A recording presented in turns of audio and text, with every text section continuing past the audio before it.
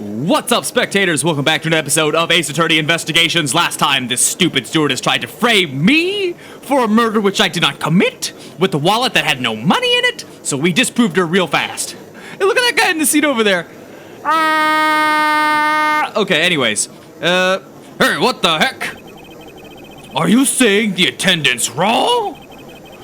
So that guy isn't the killer? Ha! Don't believe it, everyone. It's a trick. Who's saying that? Who's constipated? Will you all please shut up?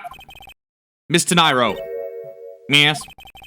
You lost your cool when you saw... Oh, that's Edgeworth talking. Saw the dead body. Plus, the lounge was dark and looking into light from the elevator. It's easy to see how you mistook the wallet in my hand for the murder weapon. I take no offense that you thought that I was the killer. Stupid. Mr. Edgeworth! Thanks. About time. Oh, hieroglyphics! Oh, by the power of Ra! What is it now? Whoa! He's like... far out, man. It's like Renaissance, Middle Eastern, 1970s in America. Mix of just every clash of... Oh, okay. Miss Teniro, if you could please translate, I'd be much obliged. It sounds like Borgian, but I don't understand any of it. There's another attendant on this flight too. I said that he is giving the runabout! I don't require an interpreter. I speak English just well, see? You, the attendant. Yes, sir.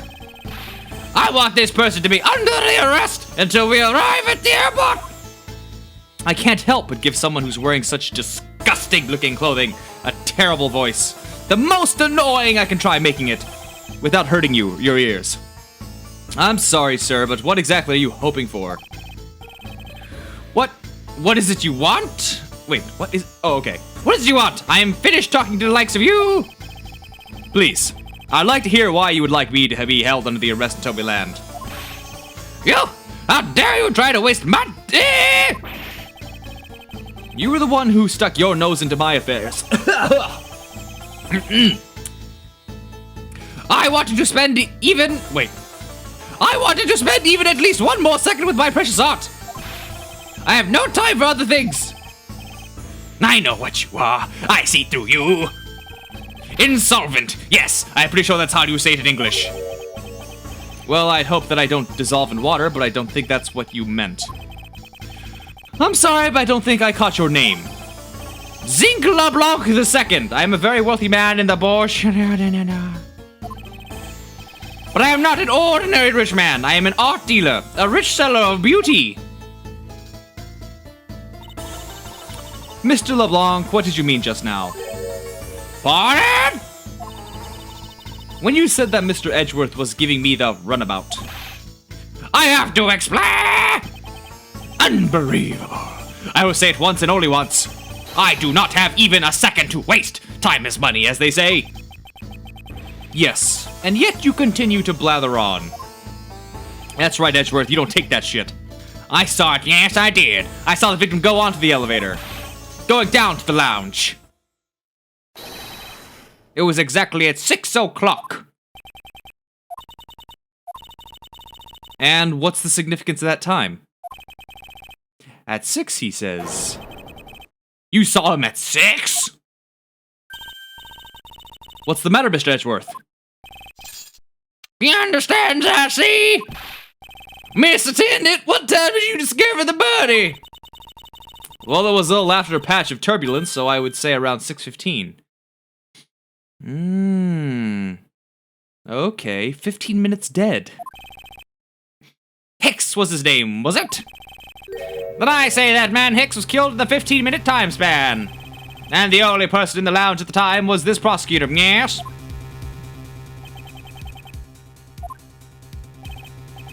Yeah, I was in my seat the whole time. He's still doing it.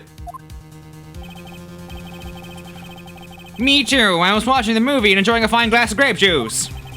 Everyone's drinking grape juice. Whoa, what is that? I think it looks good. I don't really know what that red thing is in the middle. I was still eating. Still haven't finished, see? This is the fanciest first-class cabin I've ever seen in my entire life. The other passengers have an alibi, so you have no problem with them, I suppose. No compliant. I see. Not a single word against this, right? I have no way of discounting what you have put forth at this point, but it wasn't me. So you say, but you have what you say the evidence? Mr. Edgeworth, are you really the culprit after all? Mr. LeBlanc, I suppose you are quite certain in what you saw. Enough to give testimony? Of course! I was looking at that man the whole time. He was playing with that annoying little small machine the whole time. That's what you people call it in English, yes? It was making me crazy with the click, click, click. From that description, it sounds like some sort of small computer. I believe what Mr. LeBlanc is talking about is a cell phone. I have to say that I did see him playing with it quite a bit myself. A simple cell phone. A laptop or organizer I can see, but that's kind of low budget. I hate that noisy little machine, is it? Not a fragment of beauty. All it produces is ugly sounds. Anyway, I know what I saw. Mr. Nairo. Yes? I was wondering if I might be granted permission to examine the crime scene. What? You want to examine the crime scene? If you would grant me a little measure of time, I'm sure I can produce the real culprit. I don't like the sound of that fox in the duck pen. Yes, I think that is how you say it in English. Is he rubbing his nipples? Is that what he's doing? You pervert. Lock him up. It's Fox guarding the hen house, and I believe my innocence was proven earlier. Dumbass. And if I'm given the chance, I can clear up all the remaining doubts. Oh, yellow, purple, bright green. Oh, God, it's like if I vomited on LSD. I don't know. Oh. Mr. Nairo, if you wait until we arrive, there is a good chance that some evidence will have been destroyed by then. I understand. Let me see what the captain has to say. Ha! This should not be a prayer! Please, Mr. LeBlanc, in an emergency, all decisions are to be made by the captain alone. Now, please wait here and shut the f***. I'll be right back. We gotta wait around with this guy rubbing his nipples. You are not planning to erase evidence when you are doing your investigation, yes? Oh, how did he know? Fuck. Of course not. Drinking coffee. Mr. Edgeworth, you have the captain's permission to investigate the crime scene. What? I am in your debt, Mr. Nairo. However, there is one condition. I am to supervise you. Can you agree to that? Of course, I see no problem with that stipulation, unless you're the murderer. Are you the murderer? It's only natural as I am still a suspect in this case. Grrr! I take full responsibility and will watch Mr. Edgeworth's every move. I hope this is reassurance enough that there will be no foul play. Now then, Mr. Edgeworth, shall we proceed? If you should need my help with anything, please feel free to touch the partner button. It's time to head to the scene of the crime, the first floor lounge. So now she's my partner. Isn't this fun? No, I don't need anything. Shut up. All right. I guess I can talk to everyone else while we're here. Don't get near me. He said, don't get near me, you criminal. I am not the killer, and I intend to prove that starting now. I'm not even gonna bother trying to read what he's saying. I can understand his English just fine, thank you very much. If I may have a word with you. This steak, so awesome. That's great to hear, however, I would like to ask you a few questions.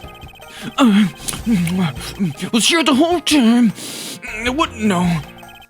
Eat or speak, please pick one. I don't even know how to... Munch. I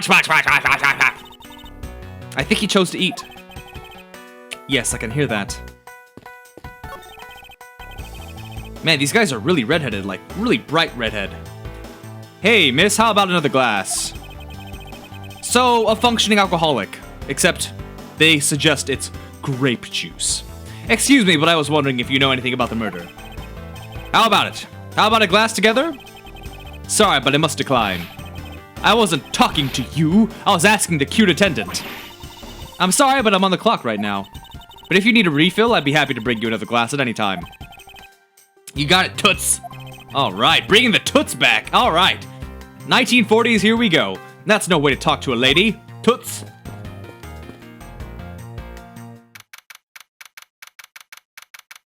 Did they ever say where we're flying?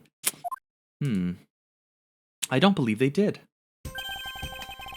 I want to thank you for your help back there, Miss Teniro. Oops, got my hand stuck on something. It was nothing. You should thank the captain for granting you permission. And just so everything is perfectly clear, I still don't trust you to that extent. I don't want you to think your standing with me has changed. I see. I will bear that in mind. I received an order from the captain earlier. He wanted you to know that. We reserve the right to stop your investigation if we feel you are not making progress. And when we do, he asks that you please return to your seat at that time. So my time runs out at his and his crew's discretion, does it? I have to find a way to discredit Mr. LeBlanc's testimony before time's up. I understand. By the way, is there any place you can think of where the killer might hide on board? I don't think so. After every first-class passenger was accounted for at his or her seat, we made a thorough search of the plane. As for business and economy class, no one can move between those two classes in first class without a staff keycard. And we found no record of a keycard being used at all. Which means that I have a first-class killer on my hands. At least I know that much for sure. And one other thing. No one else has been allowed near this crime scene since the murder was discovered either. Interesting. Now then, let's get started. But where should we start from? Let's start with Mr. LeBlanc's statements. The crime occurred between 6 a.m. and 6:15 a.m. During that interval, the only person in the lounge was myself, which would make me the prime suspect. However, since I did not kill Mr. Hicks, it means that the killer was around somewhere. Where was the killer?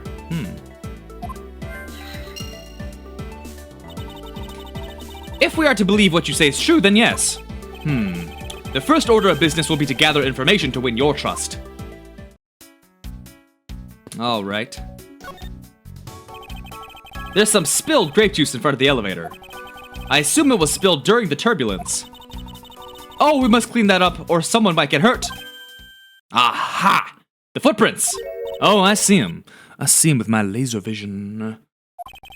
I found some very important evidence. Oh, you know what it is. Oh, we all... But there's also this mark. Is that a roller bag? Take that! Take that! They're a little smudged, but I think we can both agree they are a set of footprints. Spilled grape juice, blah, blah, blah, blah, blah. Okay. Two logics. So you think... Yes, these belong to our killer. Oh, then maybe we should check the shoe sizes of everyone in first class. I don't think that will be of any help to us. Unfortunately, the prints are too smudged, which will make it hard to get a definitive match. Oh, I see. They went this way. The in-flight shop is just beyond these shutters. But we don't have permission to open them, so I'm afraid I must leave them closed. There must still be clues to be found here in this lounge. All right. Glasses and candles thrown into disarray by the turbulence. It's been a while since I've seen this big of a mess. It's terribly embarrassing, but I thought it was an earthquake for a second. And I frantically started searching for gas valves to shut it off. I guess the shaking of the plane was bad enough to be mistaken for a real earthquake. Not that I would know, since I was unconscious for most of it. This toppled over chair, yet another victim of the turbulence. Oh no! Look at all that grape juice staining the back! It may not look it, but this chair was extremely valuable. It was? Yes, it was used when the Rocker Pals came to tour this plane. The Rocker Pals leader sat in this very chair. What a ridiculous name. What are these rocker pals? Oh, get with the times, Edgeworth. I'm sure they're the newest, hippest thing. I can't believe you've never heard of them. They're all the rage. Saying it's all the rage is not the rage. The Rocker Pals are an extremely popular international band. They added the pals part as they became more popular, especially among teens. That explains it. I'm not really one for the music of today. Maybe I should ask Detective Gumshoe about them later. On second thought, I could already see how confusing the conversation would get.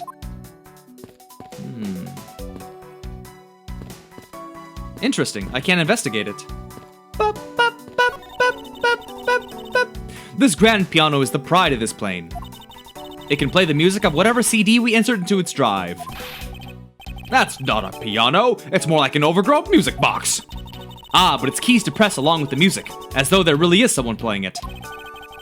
Some people have entirely too much money to waste on overly complex toys. I love automatic pianos. They're so fun to watch do their thing. There used to be one at a hotel I used to go to a long time ago. These bottles and glasses must have been broken by the turbulence. There's quite a bit of broken glass here. Please be careful when passing through the area. Thank you very much for the warning, Mr. Edgeworth. However, no matter how kind you are towards me, know that it does not clear up any suspicions I have about you. I wasn't warning you for the sake of clearing my name. The nerve. These counter windows offer a glimpse of the sky, but these clouds, they tell me nothing. The clouds and the bushes, they're the same. Mr. Edgeworth, you look like you're talking to the clouds. Is that so? Then tell me, what do you suppose I said to them? I don't know, but it looked like a rather one-sided conversation. The clouds, they tell me nothing. I've already done all this, blah, blah, blah, blah, blah. A few copies of Sky Magazine in the magazine rack. This month's special is an English trivia quiz. That's not a bad idea. I've heard that the youth of today don't know a particle from a participle.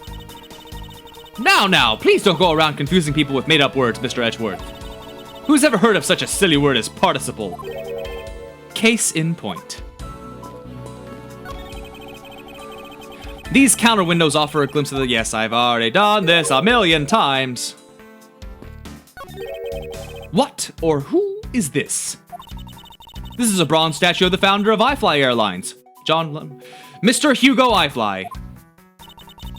The one on the left is of when he was in his 40s, and the other is of him in his 80s. They look identical. Did the man actually age in the span of 4 decades? Maybe I need to squint more.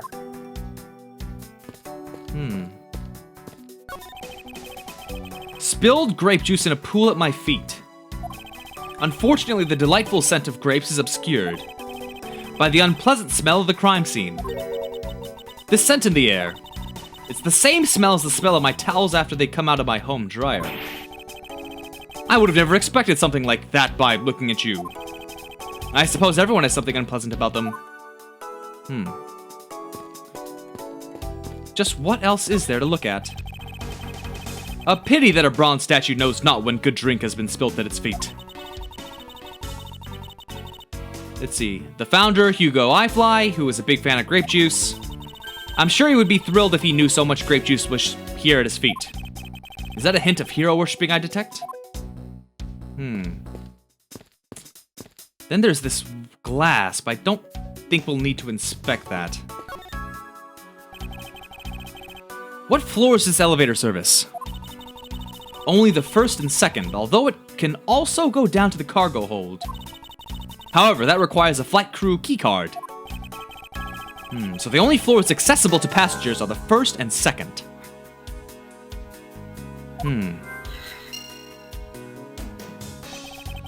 It won't rest until I've inspected every suspicious-looking nook and cranny. But of course, it's been almost 20 minutes, so I'm gonna go ahead and end this video here. So stay tuned for the next episode, and thanks for watching. Bye-bye!